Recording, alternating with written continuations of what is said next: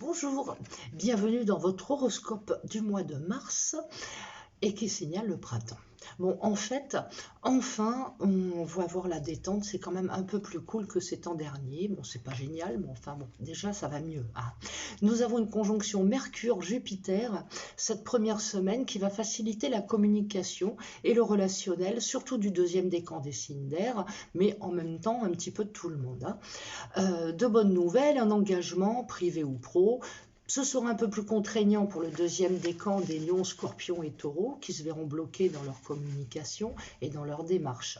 Vénus en poisson, sextile Uranus en taureau, apporte un nouvel élan affectif et plus d'harmonie et d'amour, surtout pour le premier décan du taureau, capricorne, cancer, qui verront leurs amours prendre une nouvelle forme un peu plus agréable.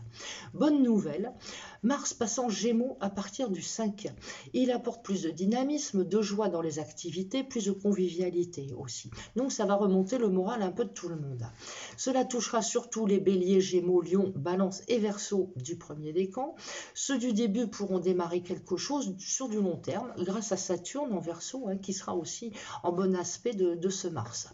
Seuls les sagittaires, gémeaux, poissons du début devront faire attention à un coup de fatigue, mais aussi à des coups de gueule ou quelques difficultés relationnelles, parce qu'eux, ils auront Mercure en carré en plus. Donc Mercure-Mars en carré, ça peut être un petit peu chaud sur le plan relationnel. Donc on fait attention, on se calme. La nouvelle lune du 13 en poisson apporte un fort renouveau affectif au signe d'eau de la fin du signe, ainsi qu'aux Capricorne, Taureau et Cancer. De nouveaux projets, une embellie morale, un mieux-être en général. Il ne reste que Saturne toujours en carré à Uranus pour contrarier surtout les premiers décans du taureau, lion, scorpion et verseau du premier décan. On sait que Uranus carré Saturne, c'est quand même un schéma d'enfermement, donc c'est pas simplement le Covid, mais ça peut être aussi tout un tas de problèmes personnels qui font que vous vous sentez enfermé dans votre vie. La pleine lune du 28 en balance apportera elle aussi un plus d'harmonie à la plupart d'entre nous. Un peu comme si ce printemps rarrivait un peu notre bonne humeur et notre besoin de convivialité. Elle sera compliquée que un peu pour le début des béliers, capricorne et cancer qui devront se débrouiller.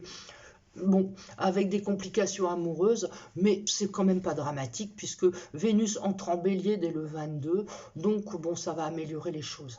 Par contre, elle amènera un plus de passion au signe de feu pour leur plus grand plaisir. Vénus en bélier, c'est chaud et c'est bien et c'est sympa.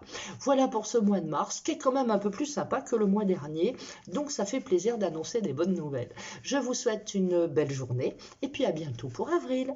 Au revoir.